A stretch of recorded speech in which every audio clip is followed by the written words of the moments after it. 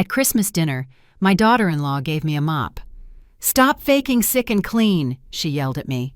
My son added, "Stop using your age as an excuse. You eat here free every day. Do the least you can and please the guests for us." That night, I packed my clothes into a suitcase and disappeared. But what I did the next day left them paralyzed with fear. I am 68 years old. 68 years of living, of working, of giving everything for my family. And on that Christmas Eve, in front of 12 people who were laughing and raising toasts with eggnog, my daughter-in-law, Veronica, handed me a mop wrapped in Christmas paper. At first, I thought it was a tasteless joke. But when I tore off the gold wrapping and saw the wooden stick, the dingy gray strands, the smell of cheap chemical cleaner, I felt my stomach drop. The laughter died down. Someone coughed uncomfortably. Veronica stared at me with those bright eyes, waiting for my reaction like someone waiting for an animal to perform a trick. "What is this?" I whispered. "A useful gift, Melia," she said, pronouncing my name like she was spitting out a seed, "because it is time for you to stop pretending you are sick and clean this house properly." The world stopped. I felt all eyes fixed on me. Veronica's cousin looked down. The neighbor across the street pretended to check his phone. My son, Robert, my only son, the baby I carried for 9 months and raised with my own hands, he said nothing. "Robert," I managed to say, searching for his eyes. He stood up from the table, tall, strong, wearing that new shirt I had ironed myself that morning. And when he spoke, his voice sounded cold, calculated, as if he had been rehearsing those words for weeks. "Mom, my wife is right. Stop using your age as an excuse. You eat here free every day. The least you can do is please the guests for us. Or do you think supporting you costs us nothing?" Every word was a stab. I did not cry. I did not scream.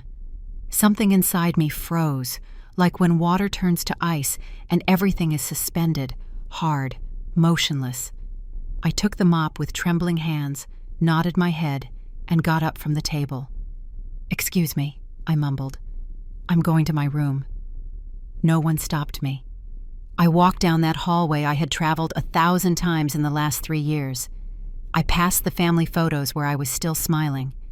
I entered that tiny room at the back of the house, the one that used to be the storage closet, the only space they had allowed me to occupy when I was widowed, and my son offered me a place to live with them. "We need you, Mom," Robert had said with tears in his eyes when his father passed away. "You cannot be alone. Come live with us. We are family." Family. I closed the door and looked around.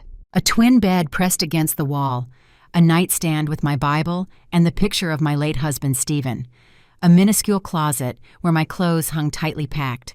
On the walls, damp stains that no one had bothered to fix because that room is not a priority. 3 years living there, 3 years being invisible. And that night, while outside they continued to toast and laugh as if nothing had happened, I pulled my old suitcase out of the closet. That worn fabric suitcase I used on my honeymoon 46 years ago, when Stephen took me to Miami Beach and we danced on the sand until the sun came up. I started folding my clothes, slowly, carefully. Every garment was a memory. The sweater I wore when Robert was born, the blouse I put on for his graduation, the shawl Stephen gave me on our 25th anniversary. My hands were shaking, but not from sadness. They were shaking with rage. Because while I was folding, I remembered. I remembered every slight, every comment, every look of contempt I had endured since I set foot in that house. I remembered when Veronica forbade me from using the living room. "It is for guests, not for you to sit there with your knitting." I remembered when she yelled at me because I used her shampoo. "It costs $30, Amelia. Use the cheap one on sale." I remembered when she made me eat in the kitchen because only those of us who work eat in the dining room. I remembered Robert watching all of this and staying silent. And suddenly, as I was putting my toothbrush in a bag, something fell from the back of the closet. An oxidized tin box I had completely forgotten about. The box where I kept important documents. I opened it. Inside were yellowed papers, old photographs, receipts, and a manila envelope with a notary's seal. I opened it with trembling fingers. Deeds. Deeds for a plot of land on the north side of the city. The land my parents left me when they died 30 years ago. The land that got tied up in endless legal red tape because my brother, Randy, had contested the inheritance, and I, tired and focused on my family, simply forgot about it. How many years had that land been neglected? I did not know. But as I read those papers, something ignited in my chest. A spark. A question. What if that land still existed? What if it was worth something? I put the documents in my purse. I finished packing. It was 2:00 in the morning when I closed the suitcase and sat on the bed for the last time. Outside, everything was silent. The guests had left. Robert and Veronica were surely sleeping in their king-size bed, in their air-conditioned master bedroom, in their world where I did not matter. I put on my coat, took my suitcase, slung my purse over my shoulder, and left. I did not leave a note. I did not say goodbye. I made no noise closing the door. I simply disappeared. As I walked down the empty street, dragging my suitcase across the cold pavement, I looked back just once. The house was dark. The Christmas lights flickered in the window as if everything were perfect. But I knew the truth. And in that moment, under the stars of that Christmas morning, I swore I would never be invisible again. If this story has touched your heart, subscribe to the channel to continue learning about real-life testimonies of life, overcoming adversity, and dignity, because no one deserves to be treated as less. And now, let me tell you what happened after that night. Oh, what did I discover the next day that made my son and my daughter-in-law tremble? What I found was more than just a forgotten plot of land. I walked 4 blocks before my legs gave out. I sat on the bench of a bus stop, gasping for air as if I had run a marathon, my suitcase at my feet, the December cold biting my bones, and for the first time in 3 years I felt something I had forgotten. Freedom. It hurt. God, how it hurt. But it was mine. I pulled out my cell phone with trembling hands. 3:00 in the morning. Who could I call at this hour? My friends from the old neighborhood had not reached out in years. Robert had made sure to slowly push me away. Mom, those ladies just gossip. Mom, you should stay home. It is already dark. Veronica had been more direct. If you go out, let me know. I do not want you sticking your nose in other people's business telling them how we live here. I dialed the only number I knew by heart. My younger sister, Susan, answered on the 5th ring, her voice sleepy and alarmed. Hello, who is this? It is me, Sue. Silence. Then a gasp. Amelia? What happened? Are you okay? Did they do something to you? My voice cracked. I need a place to stay. Where are you? On Main Street, near Robert's house. Do not move. I am coming to get you. Susan arrived 20 minutes later in her old red Chevy, the same one her husband Gary gave her 15 years ago. She got out of the car like a storm, wrapped in a floral robe with her hair messy. She hugged me so tightly I could barely breathe. I swear I'm going to kill that son of yours, she whispered in my ear. I did not answer, because at that moment, if I had spoken, I would have broken down. The ride to her house was silent. Susan lived on the other side of the city, in a more modest neighborhood, but full of life. Narrow streets, brightly painted houses, dogs barking on the rooftops. The complete opposite of the gated community where Robert lived, with its perfect lawns and electric fences. When we arrived, Gary already had hot coffee waiting. He sat me down at their kitchen table, put a blanket over my shoulders, and asked no questions. He just squeezed my hand. You are safe here, Amelia. Susan sat across from me, her eyes bright with contained fury. Tell me everything, and do not dare defend him. Then I spoke. I told her about the 3 years, not just the humiliation of that night, but everything else. The food scraps they gave me while they ordered high-end sushi costing $200. The times Veronica checked my closet to make sure I was not stealing. The day I got sick, and Robert told me, if you go to the doctor, you pay for it yourself. We are not your medical insurance.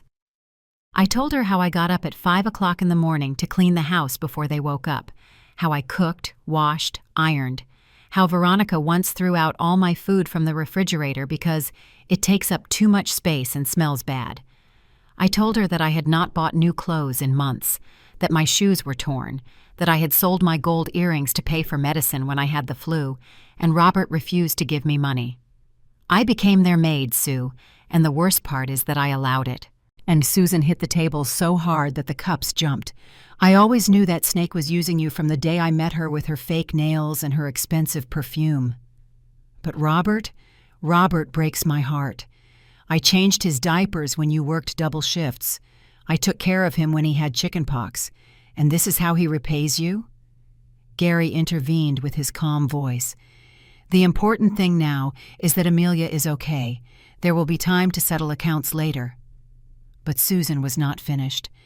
Amelia, do you remember the land? I froze. What land? The one from Mom and Dad, the one they left you in the will. You never sold it, did you?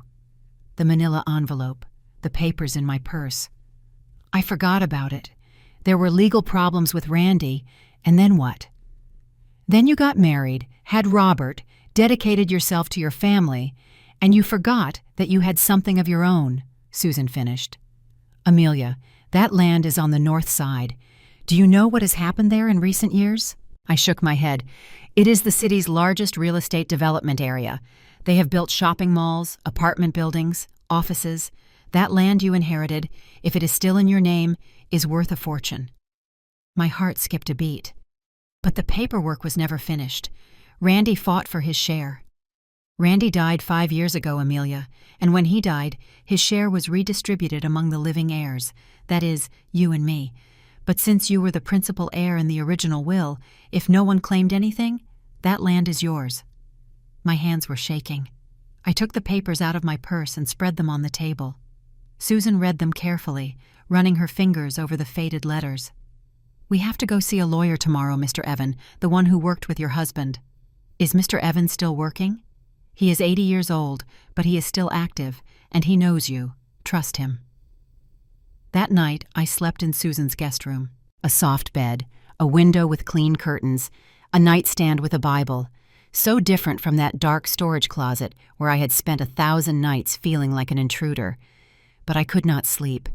I lay staring at the ceiling, remembering how Robert had changed since he married Veronica, how his visits became sparse after the wedding, how when Stephen died and I was left alone in that big empty house, Robert appeared with the perfect solution. Come live with us, Mom. You cannot be alone. We need you. Did they need me? Or did they need someone to clean their house for free? I remembered something else, something that did not seem strange at the time, but now made sense. 6 months after I moved in with them, Veronica started asking questions about my financial situation, about whether Stephen had left me anything, about whether I had any property or savings. Just curious, mother-in-law. We want to help if you need anything. I, innocently, had told her everything. That we had sold the house where I lived with Stephen to pay his medical debts, that his savings had disappeared on treatments, that I only had my monthly pension of $7,000. I never mentioned the land because I had forgotten about it. What if they believed I had nothing? What if that is why they dared to treat me that way? An idea began to form in my head, dark, twisted, but just. What would happen if they discovered that I did have something, that I was not the useless old woman they thought? I got out of bed. I looked for the papers again. I read them line by line under the light of my cell phone. And there it was, in the corner of the document. A handwritten note from my father, written in blue ink 30 years ago. To my daughter, Amelia, may this land give you the freedom you so deserve. Dad. He always knew I would need something of my own, something no one could take from me. I turned off the light. I lay down. And for the first time in years, I slept without that weight on my chest, because one thing was clear. My life was about to change. The next day, when I entered Mr. Evans' office, I never imagined that the news would be much bigger than I expected. Nor did I imagine that my son had already been there, looking for information about me. Mr. Evans' office was on the second floor of an old downtown building, one of those with worn marble stairs and solid wooden doors. Susan went up with me, holding my arm as if she feared I would faint. I was not nervous. I was hungry for answers, for justice, to know that my life had not just been a waste of years serving people who did not value me. The receptionist, a young woman with modern glasses, let us right in. Mr. Evan rose from his desk with effort, leaning on an elegant cane. 80 years old, but his gaze was still sharp as a knife. "Amelia Montes de Herrera," he said in a husky voice. "It has been many years since I last saw you." "Too many, Mr. Evan?" I sat down across from him. Susan remained standing, nervous. The lawyer adjusted his glasses and held out his hand. "Let me see those documents." I handed him the manila envelope. He opened it slowly, reverently, like someone opening an ancient book.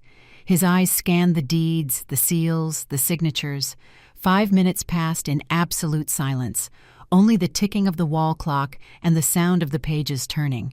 Finally, he put the papers down on the desk and looked straight at me. "Amelia, do you know what you have here?" "A plot of land my parents left me, but the paperwork was never completed due to problems with my brother Randy. Randy passed away 5 years ago without a will. His rights were automatically distributed among the legal heirs of the original estate, that is, you and Susan. But since you were the principal heir designated by your parents, and Susan never claimed her part, because I did not need anything," my sister interrupted. "That land was always meant for Amelia." The lawyer nodded. "The land is entirely in your name, Amelia. The legal procedures were automatically closed 3 years ago by adverse possession. It is yours. Legal, total, absolutely yours." My heart was beating so fast I could hear it in my ears. "And is it worth anything?" Mr. Evan took a folder from his filing cabinet. He opened it and showed me maps, recent appraisals, satellite photographs. "That land is on North Avenue, 2 blocks from the New Valley Galleria shopping center. It is 5,000 square meters. The square meter in that area is valued at $1,700. I did the math in my head. Susan did it faster. $8,500,000, she whispered. The office began to spin. "It cannot be." "It can be," the lawyer said with a smile. "And is there more? Your husband Stephen was a cautious man. When I worked with him years ago, we did not just prepare his will. He also established several investment certificates in your name at the bank, long-term investments that matured 10 years after his death. Stephen died 11 years ago. Exactly. Those investments matured 1 year ago. I sent letters to the address where you lived with your son, but I never received a response." My blood ran cold. "What letters?" 3 certified letters. The last one 4 months ago, informing you that you had $2,300,000 waiting in a trust account. Susan dropped into a chair. My God. I could not speak. I could not breathe, because suddenly everything made sense. "Mr. Evan, did my son Robert come to see you?" Mr. Evan frowned. "Yes, 4 months ago, right after the last letter. He said he was coming on your behalf because you were in delicate health. He wanted to know about your financial situation." "And what did you tell him?" "Nothing. I explained that I could only give that information directly to you. He became upset, insisted, threatened me with lawsuits, but I was very clear. Those documents are confidential. Only you could access them." The puzzle pieces began to fit. 4 months ago, right when the treatment at the house got worse, when Veronica started being more cruel, when Robert stopped looking me in the eyes, when the subtle comments about the expense of supporting me began, they knew. They did not know the exact amounts, but they knew I had something, and they wanted me to stay there, submissive, grateful, invisible, until I died and they could inherit. "Amelia, are you okay?" Susan asked, shaking my arm. "Yes, I am." I took a deep breath. "I am perfect." I stood up. I walked toward the window. From there, I could see the city center, the traffic, people walking quickly, living their lives. And I, who had believed myself finished, without options, without worth, had more than $10 million waiting for me. "Mr. Evan, what do I need to access that money?" "Your official identification and sign some documents. The process takes 1 week." "And the land?" "It is already yours, but if you want to sell it, I can contact interested buyers. I have 3 companies that have inquired about properties in that area. You could have the money in 1 month." I turned around. I looked at both of them. "I want to sell it, and I want no one, absolutely no one, to know about this yet." Susan smiled. It was a smile I knew well, the same one she wore when we were girls planning some mischief. "What are you thinking, sister?" "I am thinking that my son and my daughter-in-law believed I was poor, weak, and useless, and it is time to show them who I really am." Mr. Evan leaned back in his chair, his eyes gleaming with amusement. "Stephen once told me that when you set your mind to something, you move heaven and earth. I see he was not lying. My husband knew me well. I signed papers for 2 hours. Authorizations, powers of attorney, bank documents. When we finished, the lawyer shook my hand. "In 1 week, you will have full access to your money, Amelia. And in 1 month, if everything goes well with the sale of the land, you will be a very solvent woman." We left the office when the sun was already high. Susan hugged me right there on the street, not caring that people were staring at us. "I cannot believe it. I cannot believe that scoundrel Robert treated you like that knowing you had money. He did not know how much. That is why he came to ask." "And now what are you going to do?" I paused to think. The cold December air brushed against my face. In the distance, someone was selling hot dogs, shouting. A young couple walked hand in hand. Life went on for everyone, and it did for me too. First, I am going to rest, to process all of this. Then, I am going to teach them that the worst decision they made was to underestimate a wounded mother. Susan looked at me worriedly. "Do not do anything crazy, Amelia." "I am not going to do anything illegal, Sue. I am just going to teach them a lesson they will never forget." That night, back at my sister's house, I sat in the guest room with my cell phone in my hand. I had 52 missed calls from Robert, 38 WhatsApp messages. I read them all. The first ones were angry. "Where are you? Stop being dramatic and come back home. This is ridiculous. It is Christmas and you are making us look bad. If you do not come back, do not ever ask for help again." Then they changed to feigned concern. "Mom, we are worried. Are you okay?" "It does not matter what happened. It is Christmas. Come back and we will talk about it." Veronica feels bad about what she said. It was the stress of the dinner. And the last ones were pure manipulation. "Mom, if you do not come back, we are going to have to report you as missing. You are putting us in a very difficult situation. People are asking questions. Are you seriously going to do this to us, after everything we have done for you?" I did not answer any of them. Instead, I opened the camera and took a picture of myself. I was sitting on a comfortable bed with a cup of hot tea in my hands, a blanket over my shoulders. I looked tired, yes, but calm, at peace. I sent the photo to Robert with a single message. "I am fine. Do not look for me." His response arrived in seconds. "Where are you? We need to talk." I turned off the phone because I had nothing to talk about with him. Not yet. First, I needed to recover, to heal, to prepare. And when I was ready, when I had all the cards in my hand, then yes, I would show them what it feels like when someone you love turns their back on you. But what I did not know was that Robert and Veronica would not sit still, and what they did next was the last straw. 3 days passed. 3 days in which I did not answer a single call. 3 days in which Robert bombarded my phone with increasingly desperate messages. 3 days in which, for the first time in years, I slept through the night without waking up with anxiety. Susan looked after me as if I were made of glass. She prepared my breakfast, took me for walks in the park, lent me her clothes because I had only packed the basics. Gary, her husband, never asked anything. He just squeezed my shoulder every time he passed by and said, "This is your home, Amelia." But peace does not last when there are people who cannot stand losing control. On the 4th day, Susan came into my room with her cell phone in her hand and a distressed look on her face. "Amelia, you have to see this." She showed me her Facebook. Veronica had published a photo of me. The photo they had taken at Christmas dinner, just before they gave me the mop. I was sitting at the table with a serious face, my shoulders slumped. I looked exactly like what I was, a tired, aged, invisible woman. The caption read, "It is hard to share this, but I need to vent. My mother-in-law abandoned our house on Christmas Eve without saying a word. We welcomed her for 3 years with love, gave her shelter, food, care. But when we asked her to help with household chores, something normal in any family, she got offended and left. Now we do not know where she is. If anyone sees her, please let us know. We are very worried. Hashtags, hashtag toxic family, hashtag problematic mothers. In-law, Christmas.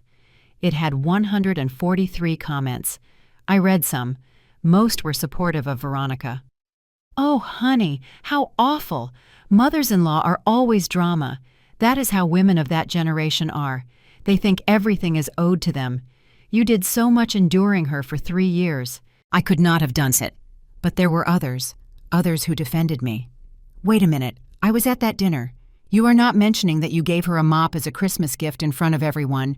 Are we really supposed to believe a woman of almost 70 years left on a whim? Something else happened there. I know that family. The lady worked like a dog in that house, and they never treated her well. Susan was furious. That wicked woman is trying to make you look like the crazy one, like you are the problem. I did not say anything. I just kept reading. Because among all those comments was one that caught my attention. It was from Lisa, my neighbor from the old neighborhood, the woman who sold me flowers every Sunday to take to Stephen at the cemetery. Veronica, I have known Mrs. Amelia for 30 years. She is one of the kindest women I have ever met. If she left your house, it was for good reason. And the mop was a rudeness that we all saw. Do not try to play the victim now. I felt something warm in my chest. There were still people who remembered me, who knew who I really was. Are you going to respond? Susan asked. No. What do you mean, no? She is dragging your name through the mud. Let her talk. Let her say whatever she wants. When the time comes, everyone will know the truth. But Susan was right about one thing. Veronica was not going to stop. And neither was Robert. That same afternoon, my son showed up at Susan's house. Gary opened the door. I was in the room, but I could hear everything. The walls in that house were thin. I need to see my mother, Robert said. His voice sounded tense, controlled. She is not available, Gary replied firmly. She is my mother. I have a right to see her. She will decide when she wants to see you. Respect that. You do not understand. My wife is very distressed. People are talking. We need to resolve this. What you need is to reflect on how you treated her. There was a long silence. Then Robert's voice changed. It became lower, more dangerous. Tell her that if she does not return, we are going to have to take legal action. Susan appeared at that moment. I heard her from the room. Legal action? What legal action, Robert? Your mother does not owe you anything. She did not steal anything. She did not do anything wrong. She left because you and that woman treated her like garbage. You do not know what happened in my house. I know you gave her a mop for Christmas. I know you humiliated her in front of everyone. I know you treated her like a servant. Should I continue? My wife was stressed. It was a misunderstanding. A misunderstanding that lasted 3 years. Robert lost his composure. My mother is acting like a spoiled child, all because of one lousy gift. It is ridiculous. What is ridiculous is that you do not understand why she left. Susan's voice was ice. And now get out of my house before I call the police. This is not going to end here. You are right. It is not going to end here. I heard the door slam shut, Robert's steps going down the stairs, the engine of his SUV starting. Susan came into my room. Her eyes were red, but not from sadness, from rage. That boy is lost, Amelia, completely lost. I got out of bed. I walked to the window. From there, I could see Robert's truck driving away. A black Ram, brand new with chrome rims. He had bought it 6 months ago. $3,000 down payment, he had told me. But it was worth it, Mom. It is important to project a good image. Good image, while I was wearing torn shoes and eating scraps. Sue, can I borrow your computer? What for? I need to look for something. Half an hour later, I was reading Veronica's complete profile on social media. Not just Facebook, Instagram, TikTok, Twitter. This woman documented her entire life online. And what I found left me cold. Photos of expensive restaurants. Date night with my love. Photos at the luxury gym. Taking care of myself for him. Photos of designer clothes. Treating myself because I deserve it. Photos at spas, in beauty salons, on trips to the beach, all while they told me there was no money to buy me a new pair of shoes. But there was something else, something that caught my attention. In her highlighted Instagram stories, there was a section called Our House. I clicked on it, and there they were. Photos of the interior of Robert's house, the living room I could not use, the dining room where I could not sit, the kitchen with stainless steel appliances, and one photo in particular broke my heart.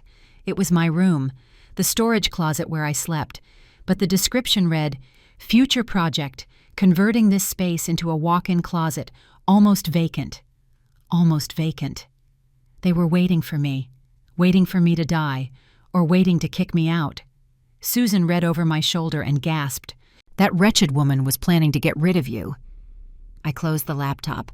I stared at the wall, and then something inside me changed. I no longer felt sadness. I no longer felt pain. I felt fury, cold fury, calculated, lethal. "Sue, I am going to do something tomorrow." "What?" "I am going to rent an apartment." "What for? You are fine here." "Because I need my own space, and because I need Robert and Veronica to believe that I am indeed ruined, that I left because I have nowhere to go, that I am vulnerable." Susan looked at me with narrowed eyes. "What are you planning?" "Justice, sister, simply justice." That night, before sleeping, I opened my cell phone. I had a new message from Robert. It was no longer threatening or falsely concerned. It was direct. "Mom, I know you are with Aunt Susan. I just want you to know something. The house where we live has a mortgage of $320,000. If we do not pay it off in 3 months, we will lose it. Veronica and I have done everything we can, but we cannot do it anymore. I thought you could help us. I know Dad left you something. We just need a loan. We will pay you back as soon as we get back on our feet. Please, Mom, we are family." I read the message 3 times, and then I let out a laugh. A bitter, dry laugh that surprised even myself. There it was, the naked truth. They did not want me back because they missed me.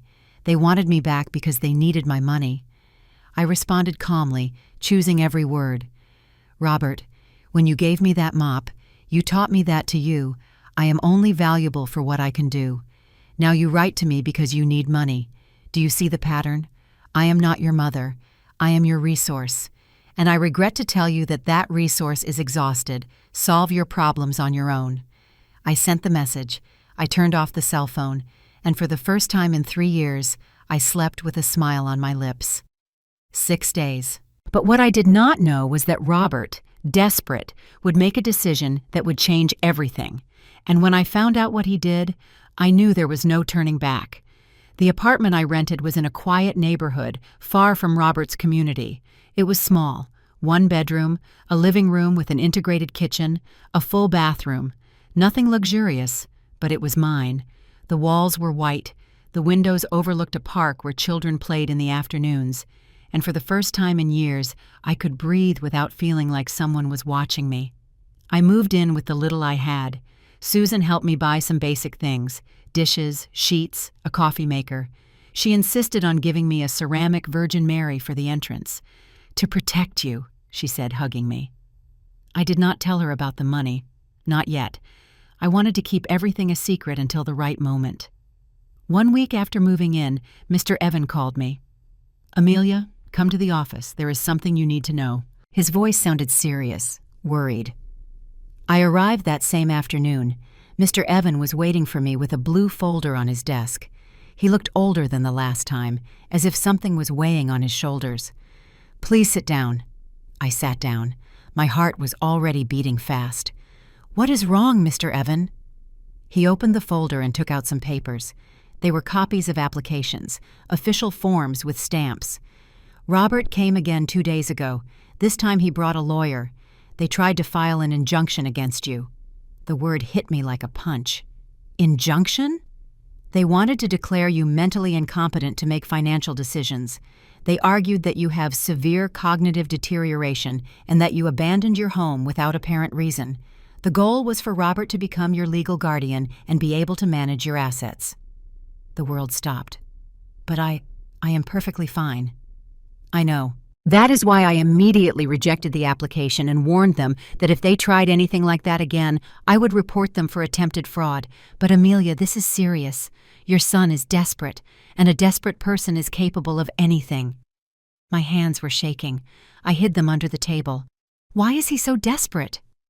Mr. Evan took out more papers, bank statements, public record documents.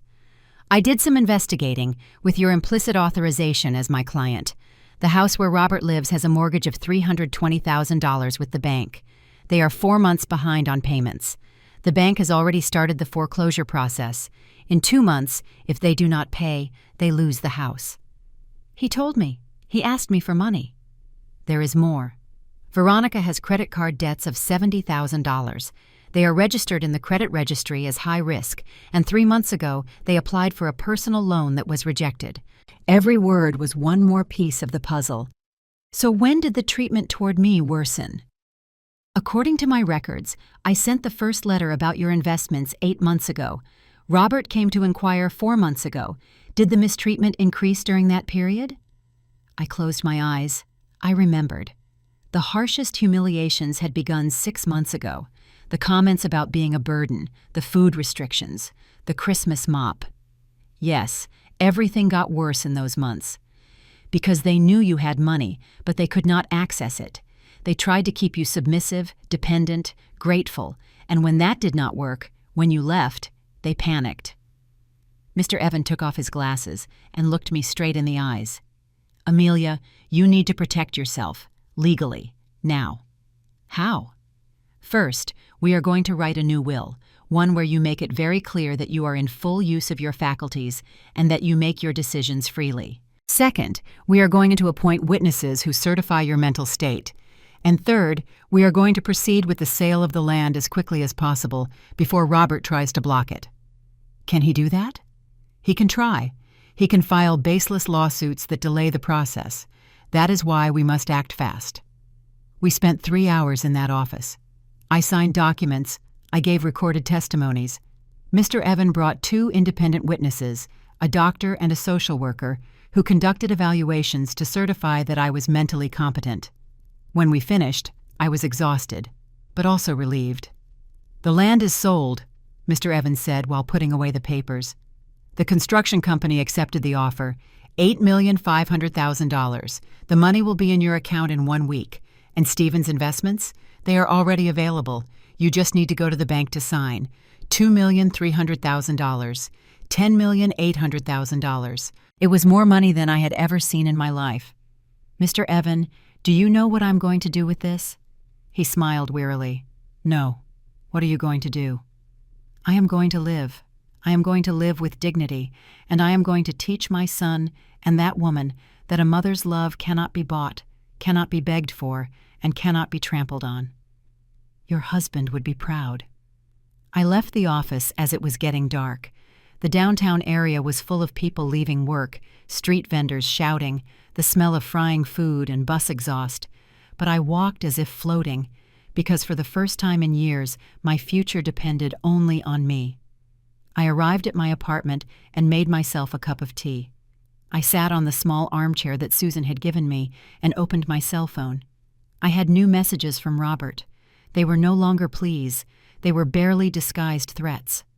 Mom, I know Mr. Evan is putting ideas in your head. He only wants your money. Do not trust strangers. Trust your family. Veronica is very upset about all this. She had to go to a psychologist. If anything happens to her, it will be your fault. People in the neighborhood are asking about you. They are saying horrible things. Is that what you want? To destroy this family's name? I blocked his number. But I did not block Lisa, my old neighbor. She had written to me too. Mrs. Amelia, I do not know if you will see this message, but I want you to know something. Your son was asking around the neighborhood if anyone knew where you were. He looked very nervous. He also asked if you had friends or acquaintances who might be helping you financially. I told him I did not know anything, but I had a bad feeling about it. Take care, please, I replied. Thank you, Lisa. I am fine, and do not worry. I know how to take care of myself. That night I could not sleep, not from anxiety, but from rage. My son, The boy I had carried in my arms, whom I had cared for when he had pneumonia at 5 years old, whom I had fed with the money I earned cleaning other people's houses when Stephen was just starting out. That son was trying to declare me insane to rob me. It was not sadness I felt. It was disappointment, deep, painful, irreparable. But it was also clarity, because now I knew there was no going back, no reconciliation possible, no family to save. There was only a mother who needed to defend herself, and a lesson that needed to be taught. I got out of bed. I went to the kitchen. I took out a notebook and a pen, and I started writing. It was not a plan for revenge. It was a plan for justice. Point 1, secure all the money in accounts that Robert could not touch. Point 2, rebuild my life with dignity away from toxic people. Point 3, when the time was right, when Robert and Veronica were on the verge of the precipice, then yes, show them who I really was. Not to hurt them, but so they would learn. I closed the notebook, turned off the light, and went to sleep with the certainty that the game was just beginning. But while I was planning in silence, Robert and Veronica took a step that crossed all limits. And when I found out what they were telling people, I knew the time to act had arrived. The money arrived in my account on a Tuesday morning. I was drinking coffee in my small kitchen when my cell phone vibrated with the bank notification. Transfer received, $10,800,000. I stared at the screen for 5 full minutes. The numbers seemed unreal, as if they would disappear if I blinked. But they did not disappear. I called Mr. Evan immediately. Mr. Evan, the money is in. Perfect. Now listen closely, Amelia. Divide that money into several accounts, not all in one place, and hire the bank's private banking services. You need additional protection. Protection? If Robert tries anything legal, we want it to be clear that the money is well managed and that you are in full control of your decisions. I followed his instructions to the letter. That same afternoon, I went to the bank. A young, elegant executive attended to me, and when she saw the amount in my account, her attitude completely changed. Mrs. Herrera, it will be an honor to help you. Have you considered investment options? 3 hours later, I left the bank with everything organized. $4 million in fixed-term investments, $3 million in an interest-bearing savings account, $2 million in an accessible checking account, and $1,800,000 in another account for expenses and emergencies. I felt powerful, not because of the money itself, but because of the security it gave me, the freedom. I walked through the nearby mall. It had been years since I had entered a clothing store without looking at the prices. Years since I had bought something simply because I liked it. I entered a boutique. A saleswoman approached with a professional smile. "Good afternoon, ma'am. Are you looking for anything in particular?" "Yes, I am looking to look like the woman I am, not the woman they made me believe I was." She blinked, confused. Then she smiled knowingly. "I understand perfectly. Come with me." I left there with 4 bags, new clothes, comfortable but elegant shoes, a wine-colored wool coat. I spent $1,200 without batting an eye. Then I went to the hair salon.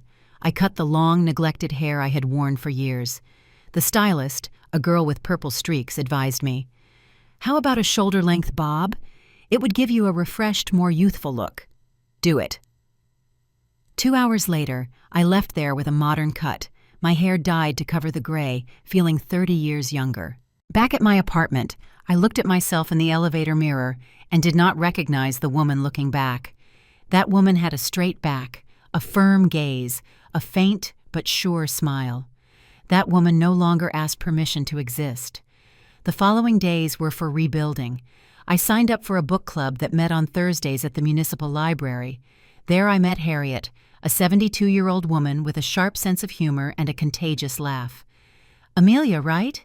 Susan told me about you," she said while we were having coffee after the session. "You know my sister?" "For years. She told me what you went through. And let me tell you something. Any son who treats his mother like that does not deserve the name he carries." I liked her immediately. It was Harriet who, 2 weeks later, gave me the information that changed everything. We were at her house drinking chamomile tea and eating oatmeal cookies when she got a serious look on her face. "Amelia, I need to tell you something, but you have to promise me you will not do anything crazy." My heart skipped a beat. What is wrong? Veronica is saying things. Ugly things. What kind of things? Harriet took out her cell phone and showed me a WhatsApp group. It was called Golden Valley Neighborhood Moms. I had lived there when I was with Robert, but they had never included me in that group. She scrolled until she found the messages. They were from Veronica, from 3 days ago. "Girls, I need your advice. My mother-in-law stole money from us and disappeared. We have tried to talk to her, but she has us blocked. We are considering reporting her. Does anyone know a good lawyer?" I felt my blood boil. I kept reading the responses. "Oh no, honey. How much did she steal? How awful. Mothers-in-law are always problematic. I know a lawyer specializing in family fraud. I will send you his contact." But there were also other messages that surprised me. "Veronica, I saw how you treated your mother-in-law. I do not think she is the bad guy here. Wait a minute. Were you not the one who gave her a mop for Christmas in front of everyone? My husband was at that dinner and he told me. If your mother-in-law left, it was for a reason. And honestly, I am not surprised." Veronica had responded furiously. "You all do not know anything about what happened in my house. Mrs. Amelia was always manipulative. She pretended to be sick so she would not have to work. She squeezed every last dime out of us." Harriet took the phone out of my hands. "That is enough. You do not need to read anymore. She is saying I stole from her, and half the group does not believe her." "But Amelia, this is serious. Let her file a false report. Let her do it." Harriet looked at me surprised. "What?" "Let her file the complaint. Let her say whatever she wants, because when the time comes, I am going to show everyone who the liar is. Do you have proof?" I smiled, a cold smile that surprised even myself. "I have something better. I have the truth, and I have the resources to defend it." That night, back in my apartment, I took out the notebook where I had written my plan. I added a new point. Point 4. Let them sink on their own. Do not intervene. Just observe. Because I had realized something. Robert and Veronica were so desperate that they were making mistakes, public mistakes, mistakes that made them look exactly like what they were, bankrupt manipulators. The next day, Susan called me hysterically. "Amelia, Robert came to my house and threatened me." "What did he say?" "That if I did not tell him where you were, he would sue me for harboring a fugitive. I told him to go to hell. Gary almost threw him out. He is desperate." "And are you okay?" "I am perfect, Sue. Better than ever." "Amelia, that tone of voice scares me." "Do not be scared. Just trust me." I hung up and looked out the window. Outside, the children were playing in the park. An elderly couple walked hand in hand. Life went on, oblivious to personal dramas. My cell phone vibrated. It was a message from an unknown number. "Mrs. Amelia, I am Mr. Torres, lawyer for your son, Robert Herrera. I would like to speak with you about a possible family reconciliation and discuss some pending patrimonial issues. Could we meet?" So they had hired a lawyer. I forwarded the message to Mr. Evan. His response arrived in minutes. "Do not reply. Any communication will be through me. I will handle it." I slept peacefully that night, because I knew Robert was doing exactly what I expected, moving in a panic, without a strategy, leaving a trail of evidence of his desperation. And while he was sinking, I was rising. I had gone from being the invisible old woman, the burden, the one who ate for free, to being a woman with resources, with dignity, with a plan. And best of all, they had no idea what was coming for them. But then, something I did not expect happened. Robert made a decision so low, so sleazy, that I knew there was no redemption possible. And it was at that moment that I decided the time had come to teach them the lesson they would never forget. The message arrived on a Friday afternoon. It was not from Robert. It was from a number I recognized immediately, although I had not seen it in years. My cousin Eleanor, my late husband Stephen's sister. "Amelia, I need to talk to you. It is urgent. Please call me." Eleanor lived in Tampa. We had not seen each other since Stephen's funeral. We were close before, but distance and life had separated us. Why was she writing to me now? I dialed her number with distrust. "Eleanor?" "Amelia, thank God you answered. Her voice sounded distressed. "I need to tell you something. Robert called me yesterday." My blood ran cold. "What did he tell you?" "He told me you are very sick, that you have advanced dementia, and that you ran away from home. That they are desperately looking for you because you need medication and special care. He asked me to tell him immediately if I knew anything about you." I closed my eyes. I took a deep breath. "Eleanor, did you believe him?" There was a long pause. "At first, yes. I was very scared. But then I thought, if Amelia is so sick, why has Robert not filed an official report? Why has he not gone to the police? Then I called you to find out the truth. The truth is that I am perfectly healthy. What I have is recovered dignity." I told her everything. I did not omit anything. The mop, the mistreatment, the humiliations, the attempted injunction, the lies. Eleanor listened in silence, and when I finished, I heard her sobbing. "Stephen would be turning in his grave if he knew this. He adored Robert, but he adored you too. He always said, 'Amelia is the strongest woman I know, but she acts gentle, so she does not hurt anyone.' Your brother knew me well. What are you going to do?" "Something I should have done a long time ago, put myself first. If you need anything at all, count on me." "Thank you, Eleanor, but I am fine, better than ever." I hung up and started thinking. Robert was calling all our acquaintances, planting the seed that I was sick, crazy, incapacitated, preparing the ground to justify any legal action he wanted to take. He was smart, but not as smart as he thought. 2 days later, Robert showed up at my apartment. I do not know how he got the address. He probably followed Susan or paid someone to investigate me. But there he was, knocking on my door on a Sunday morning. I looked through the peephole. He looked haggard, with dark circles under his eyes. He had lost weight. The shirt he was wearing was wrinkled. I did not open the door immediately. I let him knock 3 more times. Then calmly, I slid the bolt back. "Mom," his voice cracked. "Thank God you are okay." I did not return the hug he tried to give me. I stepped aside and let him in. My apartment was small but dignified, clean, organized, with fresh flowers on the table. A world completely different from that storage closet where they had kept me. Robert looked around with wide eyes. "You live here?" "Yes, it is mine, rented with my own money." "But how?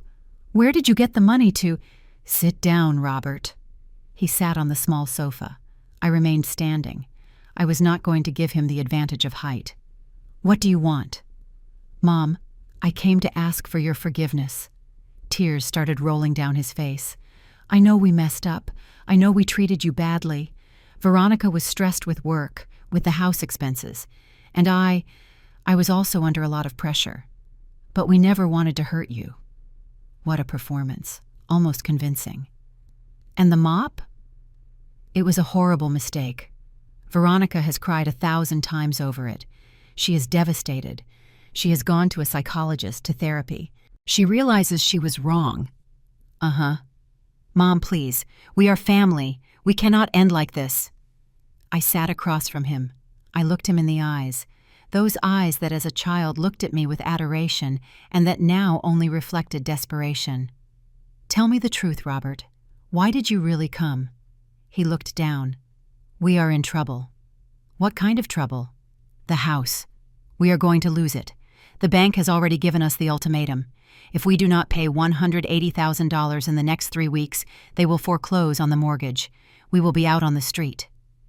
There it was, the naked truth. "And what do you expect me to do?" Robert looked up, and in his eyes I saw something that broke my heart. Not remorse. Hope. Hope that I would save him. "Mom, I know Dad left you money. Mr. Evan did not want to tell me how much, but I know there is something. We just need a loan.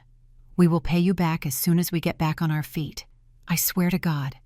And if I do not loan it to you, Mom, we are your family. I am your only son. My only son gave me a mop for Christmas and told me I ate for free. I already apologized for that. Your apology does not erase the pain, Robert." He stood up, desperate. "Then what do you want? Do you want me to kneel? Do you want me to beg?" "I will. Whatever it takes, but please, help us." I looked at him for a long moment, and then I did something that surprised myself. I pretended to hesitate. "I do not know, Robert.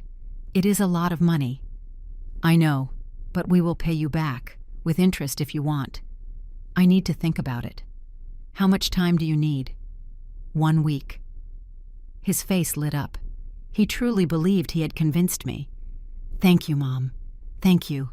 You do not know what this means to us." I walked him to the door. Before leaving, he tried to hug me again. This time I allowed it, but I felt his embrace for what it was, the trap of a desperate hunter. When he left, I called Mr. Evan. "Mr. Evan, Robert came to ask me for money. Did you tell him no?" "I told him I would think about it." Silence on the other end. "Amelia, what are you planning?" "I'm going to give them what they want, but with conditions." "What kind of conditions?" "Mine." The following days were for meticulous preparation. Mr. Evan and I drafted a document, a family loan contract with very specific clauses, and a new will, airtight, with witnesses and medical certifications that made it clear I was in full use of my faculties. I also did something else, something that hurt but was necessary. I hired a private investigator. "I need you to find out everything about my son and his wife's financial situation," I told the man, a 50-year-old guy who looked like nothing surprised him. "Debts, expenses, bank movements, everything that is legal to obtain. Is there anything specific you are looking for? I want to know if they have lied about anything, if there are hidden expenses, if there is anything that does not match their victim story." The investigator delivered his report 5 days later, and what I found confirmed everything I needed to know.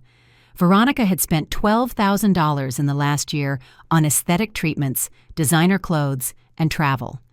Robert had bought a motorcycle for $8,000 3 months ago that he was hiding at a friend's house. They had completely renovated their master bedroom and bathroom with $20,000 in luxury finishes, all while they told me there was no money to buy me shoes. I put the report in a folder, and I waited.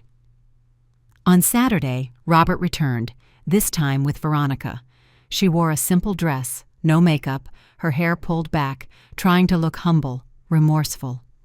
"Mrs. Amelia," she said with a trembling voice, "I know I do not deserve your forgiveness. What I did was unforgivable, but I swear I have changed. I have gone to therapy, I have worked on myself. I just ask for one chance to prove it to you." What a great actress. "Sit down," I said. They sat together on the sofa, holding hands, the perfect couple in crisis. I took out the documents that Mr. Evan had prepared. "If I am going to lend you money, it will be under my conditions." "Whatever they are," Robert said immediately. "First, it is a loan, not a gift. You will sign a legal promissory note. You have 2 years to pay it back with 10% annual interest." "Perfect. Second, as collateral, the house will remain in my name until you finish paying it back." Robert turned pale. "Mom, that is what happens when you borrow money. It is called collateral." Veronica squeezed his hand. "It is okay, Robert. The important thing is not to lose the house." "Third," I continued, "if you miss a single payment, I take possession of the property immediately, without appeal." "Mom, that is very harsh." "Life is harsh, son. Do you accept or not?" They looked at each other. Veronica nodded first. Robert, with a tense jaw, also nodded. "We accept." "Then sign." They signed. Every page, every clause. Mr. Evan had come as a witness, along with Susan and Gary. When they finished, Robert looked at me with teary eyes. "Thank you, Mom. You do not know how much this means." "Oh, believe me," I said with a smile they did not like. "I know exactly what it means." I transferred the $180,000 to them that same afternoon. They left my apartment relieved, thinking they had won. But they did not know that I had just set the perfect trap. Because in that contract there was one clause they had not read carefully, a clause that said, "In case it is proven that the debtor lied about their financial situation or made luxury expenditures during the period of indebtedness, the loan becomes immediately callable." And I had an investigation report that proved exactly that. Susan looked at me when everyone left. "Sister, What did you do?" "I gave them enough rope to hang themselves. And now? Now I wait, and when the time comes, I cut the rope." What Robert and Veronica did not know was that my revenge would not be shouted. It would be served cold, legal, and devastatingly effective. And when the time came to collect, no one was going to save them. 6 weeks passed. 6 weeks in which Robert and Veronica paid the overdue mortgage and breathed a sigh of relief, believing they had saved their perfect world. 6 weeks in which I dedicated myself to completely rebuilding myself. I enrolled in yoga classes. I started walking every morning in the park. I resumed my passion for painting, something I had abandoned when I got married. I bought canvases, brushes, oil paints. My small apartment filled with color. Harriet became my confidant. We had coffee every Thursday after book club, and she listened without judging. "You look different, Amelia," she told me one day, "as if a weight has been lifted from you." "I took off several weights, $10 million to be exact." She burst out laughing, causing the whole coffee shop to turn around. But it was not all peace. Robert called me every week, always with the same false tone of a remorseful son. "Mom, how are you? I miss you very much." "I am fine, Robert." "When are you coming to visit us? The house feels empty without you." Lies. All lies. Because the private investigator kept sending me reports. And in those reports, I saw the truth. Veronica had posted a photo of her new walk-in closet on Instagram. My former room, the storage closet where I slept for 3 years, was now a dressing room full of designer shoes and bags. The photo had a caption that read, "Finally finished the remodel. Sometimes changes are necessary." The comments were predictable. "It looks beautiful, honey. You deserve it. And your mother-in-law?" Veronica had responded to that last one. "She is better off where she is. Everyone wins." I saved screenshots of everything. It was mid-February when I decided the time had come, the moment of the first revelation. I called Robert. "Son, I want to invite you to dinner. You and Veronica." Surprised silence on the other end. "Really, Mom?" "Really. To talk about the future. I think it is time for us to fix things as a family." "I would love that. When?" "This Saturday, at the Isabelle restaurant downtown, at 8 o'clock in the evening." "We will be there. Thank you, Mom. This means a lot." I hung up and called Mr. Evan. "Mr. Evan, I need you to be at the Isabelle restaurant this Saturday at 8, discreetly, at a separate table, as a witness." "Is something going to happen?" "The truth is going to happen." On Saturday, I arrived at the restaurant half an hour early.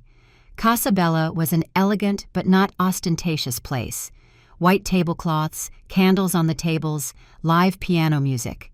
I had reserved a table in the corner, with privacy, but visible, Mr. Evan was already there, at a table across the room, reading a newspaper. He greeted me with a discreet gesture. Robert and Veronica arrived on time.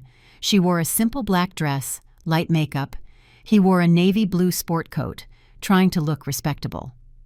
"Mom," Robert kissed my cheek. "You look great." "Thank you. Sit down." We ordered dinner. I ordered salmon. They ordered expensive cuts of meat, of course. During the appetizer, we talked about trivial things, the weather, the news. Veronica asked about my apartment with feigned interest. "Is it comfortable where you live, Mrs. Amelia?" "Very comfortable. It is small, but it is mine. I can breathe." She caught the emphasis on breathe and looked away. When the main course arrived, I decided to start. "Robert, I want to talk about the loan." He tensed up. "Of course, Mom. Everything is going very well. We are going to start paying you back in March, as we agreed." "I am glad to hear that, but there is something I need to clarify." I took a folder from my purse. I placed it on the table. Veronica looked at it suspiciously. "What is that?" "Information. Information I obtained completely legally." I opened the folder. I took out the investigator's reports, the screenshots from Instagram, the bank statements that the investigator had obtained through public sources. "Robert, do you remember telling me you were bankrupt, that you did not even have money for food?" "Mom, I never said—" "You said it, and Veronica did too. You told me you were desperate, that it was all because of the mortgage, that you had done everything possible to pay. I put the photo of the walk-in closet on the table. Is this doing everything possible? Veronica turned pale. That is old. It is dated 3 weeks ago, right after I loaned you the money. I put down more photos. Veronica at a spa, Robert at a sushi restaurant with friends, receipts for purchases at department stores. You spent $18,000 in the last 2 months, on luxuries, while telling me you had no money for food. Robert tried to grab the papers. I stopped him with my hand. Do not touch them. They are copies. The originals are with my lawyer. Mom, it is a misunderstanding. Misunderstanding? My voice rose enough for nearby tables to turn. Is lying to me a misunderstanding? Is treating me like garbage while you lived like royalty a misunderstanding? Veronica tried to stand up. Robert stopped her. Mrs. Amelia, it is not what it looks like. Sit down, I ordered. Something in my tone made her obey. I am going to tell you something I should have told you a long time ago. You did not need me. You used me. You kept me for 3 years cleaning your house, cooking your food, enduring your humiliations, and when I was no longer useful as a servant, you wanted me to be useful as a bank. Mom, please. I am not finished, Robert. I stood up. I looked down at them. Do you know what it feels like for your own son to tell you that you eat for free? To treat you as if you were a burden? I gave you life. I cared for you when you were sick. I worked double shifts to pay for your college, and you paid me back with a mop. Tears began to roll down my cheeks, but not from weakness, from released rage. That mop was the best gift you gave me, because it woke me up. It made me see that I was worth more than what you made me believe. Robert's face was red. If you hate us so much, why did you loan us the money? I smiled, a cold smile that made Veronica shiver. Because I wanted to teach you a lesson, and because I wanted you to sign a contract that now has you exactly where I want you. What are you talking about? I took out the contract they had signed. I pointed to the fine print clause. Read this. Read it out loud so it is clear. Robert took the paper with trembling hands. He read, In case it is proven that the debtor lied about their financial situation or made luxury expenditures during the period of indebtedness, the loan becomes immediately callable with a 30% surcharge. The silence was absolute. That means, I continued, that you now owe me $234,000, payable in 30 days, or you lose the house. Veronica gasped. You cannot do that. Of course I can. You signed it. It is legal, and I have proof that you lied about your financial situation. I leaned over the table. I looked them both directly in the eyes. But do you know what the saddest thing about all this is? It is not that you lied to me. It is not that you used me. It is that I was willing to forgive you. I really wanted to believe that my son still had some of the decency I raised him with. But you did not change. You kept lying. You kept spending. You kept disrespecting me. Robert tried to speak. I signaled him to be silent. I am not finished, because there is something else you need to know. I sat down again. I calmly folded my hands on the table. Do you remember when you went to see Mr. Evan months ago, when Robert tried to find out about my financial situation? Robert turned pale. How do you know? Because Mr. Evan is my lawyer, Robert, and he told me everything. He told me how you tried to declare me incompetent, how you wanted to keep my money, how you planned everything months ago. Mom, I was just worried about you. Lie. My voice resonated throughout the restaurant. You were worried about your mortgage, about your debts, about maintaining your lifestyle at my expense. Veronica abruptly stood up. I am not staying here to listen to this. Let us go, Robert. Sit down, Veronica, said a voice from behind. Mr. Evan had approached our table. He had his briefcase in his hand. Who are you? She asked. I am Mr. Evan Morales, attorney for Mrs. Amelia Montes, and I have documents here that prove every single accusation she just made. If you attempt to leave without resolving this, I will proceed legally immediately. Veronica collapsed back into the chair, defeated. Robert looked at me with a mixture of hatred and desperation. What do you want, Mom? Money? Revenge? To see us on the street? I want you to learn, I replied firmly. I want you to understand that love cannot be bought, cannot be begged for, and cannot be trampled on. I want you to know what it feels like to be against the wall, without options, depending on the mercy of someone you hurt. I stood up. I took my purse. You have 30 days to pay me. If you do not, you lose the house, and believe me, I will not hesitate. But we do not have that money, Robert whispered. There is no way to get it in 30 days. Then maybe you should have thought about that before you humiliated me, before you treated me as if I was worthless. I walked toward the exit. Mr. Evan followed me. Behind us, I heard Veronica's sobs and Robert's broken voice. Mom, please. I did not turn around, because for the first time in my life, I was not going to save anyone but myself.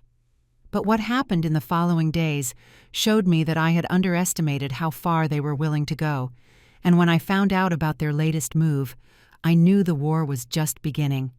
The days after that dinner were a whirlwind. Robert called me 63 times in 1 week. I changed my phone number. Then he started sending me emails. I blocked his address. He showed up at my building. I asked the doorman not to let him up, but where Robert failed, Veronica became more dangerous. 1 week after the dinner, Susan called me at 11 o'clock at night, hysterical. Amelia, you have to see this. What is wrong? Veronica made a video, a darn video crying on TikTok. It already has over 50,000 views. She sent me the link. I opened it with my stomach churning. There was Veronica, sitting in her living room, her eyes red and swollen, her makeup smeared, speaking through sobs to the camera. Hello, everyone. I never thought I would have to do this, but I need you to listen to me. My mother-in-law, whom we welcomed into our home for 3 years, is extorting us. She loaned us money to save our house, and now she is using abusive clauses to take it away from us. She says we lied, but we have only tried to survive. My husband is devastated. I am in therapy. I do not know what to do. If anyone knows a lawyer who can help us, please write to me. We have nowhere to go. Help. Hashtags, #toxic families, extortion. The comments were a mix. Oh no, honey, what a terrible situation. Mothers-in-law are always the problem. But there were also others. Wait a minute, are you not the same one who gave her mother-in-law a mop for Christmas? Something does not add up here. Why do not you show the contract you signed? If you signed something, it is your responsibility. Do not blame others. I lay down on my bed, breathing deeply. Veronica was playing the public victim card. She was smart, but I had learned to be smarter. The next day, I went to Mr. Evan's office with a proposal. Mr. Evan, I want to do this right. I want everything to be legal, transparent, irrefutable. What do you have in mind? I want to make a final offer, a real opportunity for them to pay, but with witnesses, recordings, everything documented, so that when the time comes to take the house, no one can say I did not give them options. Mr. Evans smiled with approval. You are smarter than they think. We prepared everything meticulously. A formal meeting in the office, with a public notary present, everything recorded on video for legal purposes. I sent the summons to Robert through the lawyer. Meeting on Friday, March 3 out of 5 at 10 o'clock in the morning at the office of Mr. Evan Morales. Mandatory attendance according to the terms of the contract. Settlement proposal will be discussed. They arrived on time, but they looked defeated. Robert had lost more weight. He had deep dark circles under his eyes. Veronica wore her hair pulled back in a simple ponytail, no makeup, simple clothes, trying to look vulnerable. The conference room was formal. Long mahogany table, leather chairs, a recorder on the table, a camera on a tripod. The public notary, a 60-year-old man with thick glasses, was already sitting, reviewing documents. Good morning, I said when they entered. They did not respond. They just sat on the other side of the table. Mr. Evan began. We are here to discuss the outstanding debt of $234,000 that Mr. Robert Herrera and Mrs. Veronica Campos owe Mrs. Amelia Montes. This meeting is being recorded for legal purposes. Any objections? None, Robert murmured. Good, Mrs. Amelia. The floor is yours. I leaned forward with my hands clasped on the table. Robert, Veronica, I have summoned you here because I am going to do something that you may not deserve, but that I need to do for my own peace. Give you one last chance. Robert looked up, hopeful. What kind of chance? You have the full debt, $234,000. I know you cannot pay it, but I am going to offer you something. I am going to forgive the 30% surcharge. The debt returns to its original amount, $180,000. Mom, I am not finished. You have 90 days to pay that amount, 3 months. If you succeed, the house returns to your name, and I completely withdraw from your lives. 3 months is still impossible, Veronica said with a trembling voice. Let me finish. If you cannot pay in 3 months, then you agree to the following. I take possession of the house, but I give you an additional 6 months to find somewhere to live. I will not kick you out onto the street immediately. I give you time. Robert looked at me incredulously. Why would you do that? Because despite everything, Robert, you are still my son, and because I want you to understand something. This is not revenge. This is justice. There is a difference. I took out a new document. This is a modified agreement with the new terms. If you sign it, you commit to trying to pay in 90 days. If you cannot, you surrender the house without legal disputes, and I will help you financially during those additional 6 months with $5,000 a month so you can rent something decent. Veronica choked back a sob. Why are you doing this? Because I am not like you. I do not enjoy other people's suffering, but I am not going to allow you to trample on me ever again either. Mr. Evan placed the document in front of them. You have 2 options. Sign this agreement, which is generous considering the circumstances, or go to trial, where you will definitely lose and without any additional consideration. Robert took the document. He read it line by line. Tears began to stream down his cheeks. We are not going to get the money in 3 months, Mom. You know that. I know. That is why this agreement is realistic. I am giving you time and support so you can get back on your feet. But the house, Robert, the house is no longer yours. That is the consequence of your decisions.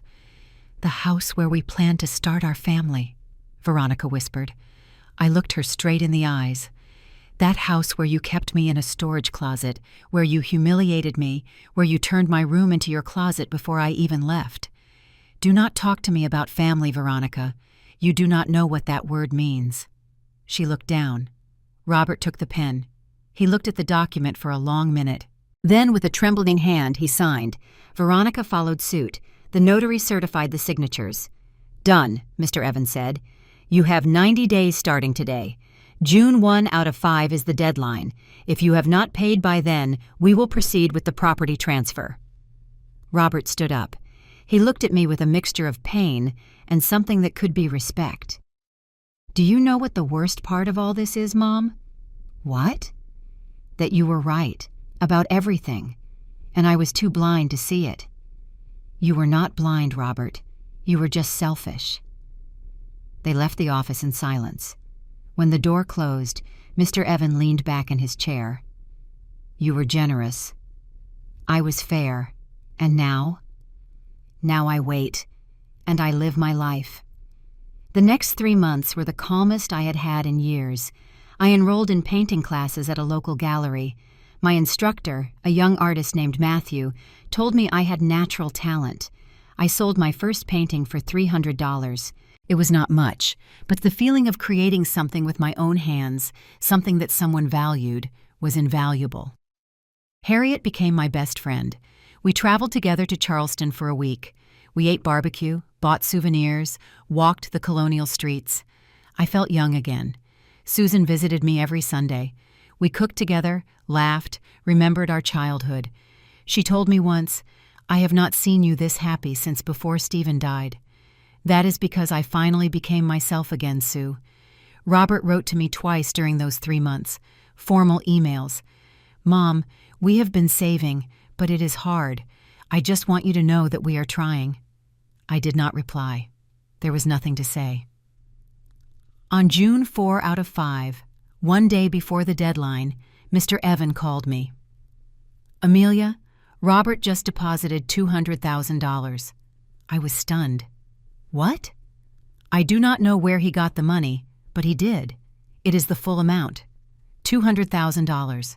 He even exceeded the required amount. How is that possible? You will have to ask him. I called Robert. He answered on the first ring. Hello, Mom. Where did you get the money? He sighed deeply. We sold everything. The motorcycle, Veronica's car, jewelry, furniture. I took out loans from friends. My boss gave me a 6-month advance on my salary. And we sold the walk-in closet. Every bag, every shoe, every designer item, everything. Veronica agreed to that? Veronica is in real therapy now, not for show, but for real. When she saw that we were going to lose everything, something changed in her. Or maybe she just realized what truly matters. There was a long silence. Mom, I know money does not erase what we did. I know you will probably never forgive me, but I want you to know something. These 3 months were the worst of my life, and also the most important, because I understood what it feels like to be desperate, without options, depending on someone's mercy. I understood how we made you feel for 3 years. Tears began to roll down my cheeks. Robert, I do not expect you to forgive me. I just hope that someday, when you see me, you do not feel pain. That would be enough for me. He hung up before I could respond. And so, we came to the end of this story. But the real conclusion was still missing. The moment when I decided what to do with everything I had gained and everything I had lost. 6 months later. It was September. The air was starting to cool in the mornings. The trees were changing color in the park across from my apartment, painting the sidewalks yellow and red. I was on my small terrace, drinking coffee and painting a canvas, a landscape of Charleston I had photographed on my trip with Harriet. The warm colors made me feel at peace. My cell phone vibrated. It was Mr. Evan. Good morning, Amelia. Do you have time today? There is something we need to discuss. Did something happen? Nothing bad. I just need you to come to the office. I arrived an hour later. Mr. Evan was waiting for me with a mysterious smile and a folder on his desk. Sit down. I have news. What kind of news? He opened the folder and took out documents. Robert and Veronica have religiously complied with everything. They paid the full debt 3 months ago. But besides that, they have been depositing additional money into an escrow account, $50 weekly, as a sign of commitment, they said. I was speechless. Why would they do that? I think they genuinely changed, Amelia, or at least they are trying. I looked at the bank statements. Indeed, the deposits were there, small but constant, 20 weeks in a row. There is something else, Mr. Evan continued. Robert asked me to give you this. He handed me an envelope. I opened it with trembling hands. Inside was a handwritten letter, Robert's handwriting, the one I had taught him when he was 6 years old. Mom, I know a letter does not erase 3 years of mistreatment. I know money does not buy forgiveness. But I need you to read this, even if you never want to speak to me again. Veronica and I sold the house. Yes, even though we had already paid the debt, we decided to sell it. We could not keep living in a place that represented everything we did wrong. Every room reminded me of how we treated you. The dining room where we did not let you sit. The living room we forbade you to use. That storage closet where we kept you as if you were nobody. We sold the house for $700,000. We paid off what was left of the mortgage.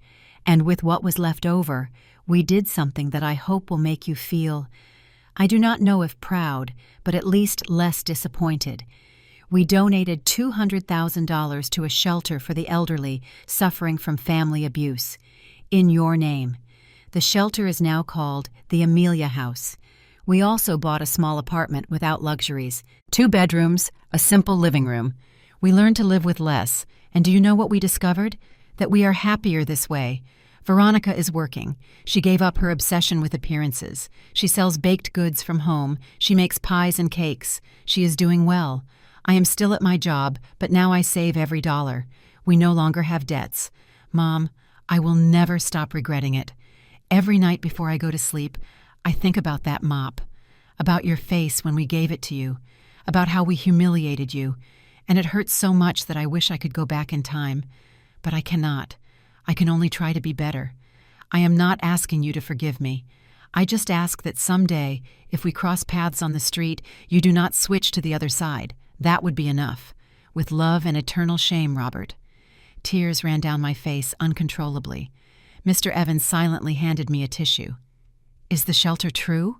I asked with a broken voice. "Completely true. I helped with the legal paperwork. The shelter exists. It is already operating. It takes care of 10 elderly people who were rescued from family abuse situations." I put my hands over my mouth. "The Amelia House. Your name is honoring something beautiful, Amelia. Something that was born from pain, but turned into hope for others." I remained silent for a long time, processing, feeling. "What do you want to do?" Mr. Evan asked. "Robert is not asking to see you. He just wanted you to know." I folded the letter carefully. "I want to think." I left the office with the letter in my purse. I walked aimlessly downtown. I passed the church, the market, the streets where Stephen and I used to walk when we were dating so many years ago. I sat on a bench in the main park. I watched the pigeons pecking at crumbs, the young couples taking photos, the children running with balloons, and then I knew what to do. 2 weeks later, on a Saturday morning, I stood in front of the building where Robert now lived. It was a modest building, 4 stories, simple facade, no doorman. I rang the doorbell for apartment 3B. Veronica's voice sounded over the intercom, nervous. "Who is it?" "It is Amelia." Silence. Then the sound of the door opening. I walked up the stairs slowly. My heart was beating fast, but not from fear, from something different, something like cautious hope. The apartment door was ajar. I entered. The place was small but clean. Simple furniture, no ostentation. It smelled of fresh coffee and something sweet baking. Robert was standing in the middle of the living room, his eyes red. Veronica was behind him, her hands clasped, also crying. "Mom," Robert whispered. I did not run to hug him. I was not ready for that yet, but I did not stay at the door either. "I read your letter. I did not expect you to come. I came because I need to tell you something you need to hear, and I need to say." I sat on the sofa. They remained standing, like children waiting for a verdict. "What you did to me was unforgivable, and I will carry that wound for the rest of my life. I cannot simply forget 3 years of humiliation. It does not work that way." Robert nodded, tears rolling down. "But," I continued, "I also cannot carry the hatred, because hatred is heavy, Robert. It weighs as much as sadness, and I do not want to carry heavy things anymore." "What does that mean?" Veronica asked with a trembling voice. "It means that I am not going to forget, but I am going to try to forgive, not for you, but for me, because I deserve peace." I stood up. "I saw what you did with the shelter. I saw the constant deposits. I saw how you sold the house even though you did not have to, and I see that you are at least trying to change." "Mom, I raised my hand. "I do not want you to say anything right now. Just listen. I am going to give you my new number. I am going to allow you to write to me. I do not promise to always answer. I do not promise frequent visits, but I am going to leave the door ajar, just ajar. If you truly changed, with time, maybe that door will open wider." Robert collapsed onto the sofa, sobbing. "Thank you, Mom. Thank you. Do not thank me. This is not a gift. It is an opportunity that you earn day by day. If you fail again, if you lie again, if you disrespect me again, that door closes forever. Understood?" Both nodded. I walked toward the exit. At the door, I stopped. "One more thing. That shelter, the Amelia House. I want to volunteer there." Robert looked up, surprised. "Seriously?" "Seriously. If my pain can help others, then it was not in vain." I left the apartment. I walked down the stairs, and when I reached the street, I took a deep breath. It was not complete happiness I felt. It was something more complex. It was peace mixed with sadness, hope mixed with caution, forgiveness mixed with memory. It was simply moving forward. 6 months later. I was at the Amelia House, the shelter, helping a 75-year-old woman who had just arrived. Her name was Irene, ironically. Her children had kept her in a windowless room, feeding her scraps. "I do not know if I can recover from this," she told me with a broken voice. I took her hand. "I did not know if I could either, but look where I am now." "You too?" "Me too. That is why I understand your pain, and that is why I know you can get through this." Her eyes filled with tears, but also with something else: hope.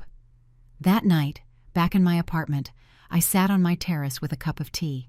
Susan had visited me. Harriet, too. We had dinner together, laughed, planned a trip to Savannah for December. My cell phone vibrated. It was a message from Robert. It was not the first. In 6 months, he had written to me every week. Short, respectful messages. Never asking for anything, just sharing his life. "Mom, Veronica baked an apple pie using your recipe. It came out perfect. We were thinking of you, sending you a hug." This time, for the first time in months, I replied, "I am glad the recipe worked out for you. Take care." It was small, but it was a step, because I had learned something throughout this process. Forgiveness does not mean forgetting. Forgiveness means deciding that the past is not going to control your present. It means letting go, not for the other person, but for yourself. And I had decided to let go. I looked at the stars. I thought of Stephen and how he had taught me that true love never humiliates, never diminishes, never tramples.